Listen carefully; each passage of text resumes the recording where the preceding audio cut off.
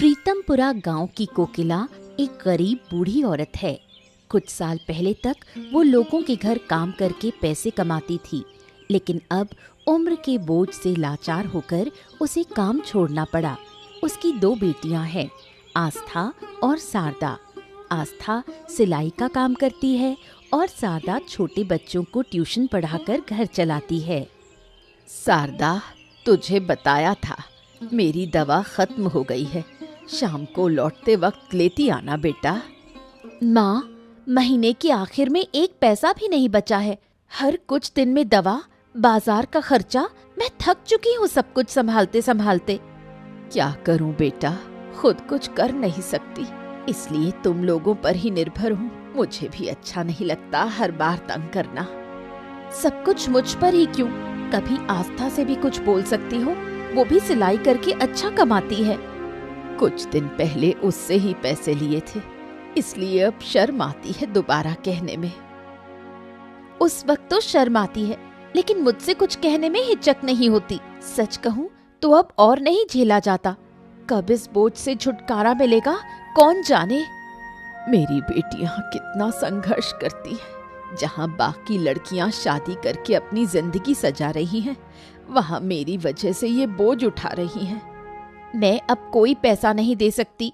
आस्था आए तो उससे दवा के लिए पैसे मांग लेना। सब कुछ तुम्हारे और घर के पीछे लग जाए तो खुद के लिए क्या बचेगा? ठीक है बेटा, मैं आस्था से कहूंगी, तू अपने काम पर जा, ध्यान रखना। शारदा चली जाती है। बूढ़ी कोकिला खुद को अपनी बेटियों की जिंदगी पर बोझ की तरह महसूस करने लगती है और उसकी आंखों से आंसू बहने लगते हैं। आस्था पास के घर अपने सिले हुए कपड़े देकर पैसे लेकर लौट रही थी। चलो आखिरकार कुछ पैसे आए, थोड़ा खुद के लिए रखूंगी, बाकी माँ को दे दूंगी। दूर से गांव का गुंडा मुरली उसे देख लेता है। सालों से वो आस्था के पीछे पड़ा है कि उससे शादी करेगा, लेकिन आस्था उससे नफरत करती है। फिर भी मुरली उसका पीछा नहीं छोड़ता। अरे वाह वाह वाह वाह वाह आज तो सुबह सुबह अपने होने वाली बीवी के दर्शन हो गए। चलो जरा मिलते हैं मुरली जैसे ही आस्था के सामने आता है, आस्था डर से सहम जाती है। तुम यहाँ क्या कर रहे हो? अरे ये गांव सिर्फ तुम्हारा है क्या?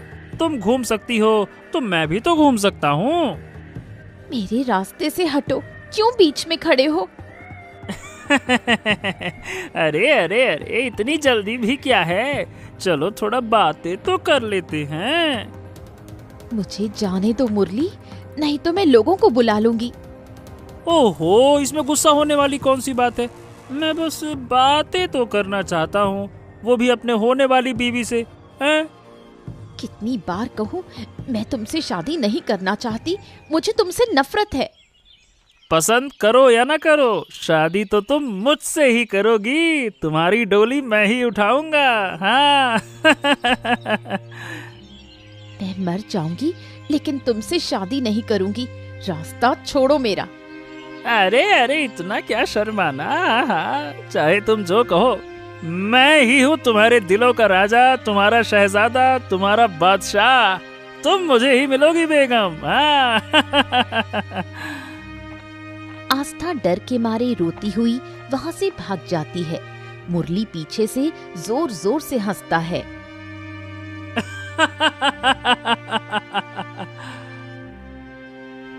बीमार कोकिला घर पर थी। आस्था रोती हुई दौड़कर घर आई।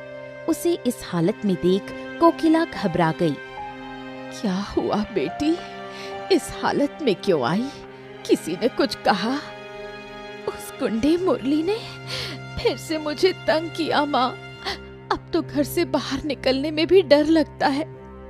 ओफो, इस मुरली ने तो जीना मुश्किल कर दिया है। समझ में नहीं आता क्या चाहता है। वो मुझसे शादी करना चाहता है, कहता है कि मेरी शादी सिर्फ उसी से होगी। माँ, मैं मर जाऊंगी, लेकिन उस मुरली से शादी नहीं करूंगी। जब तक मैं जिंदा हूँ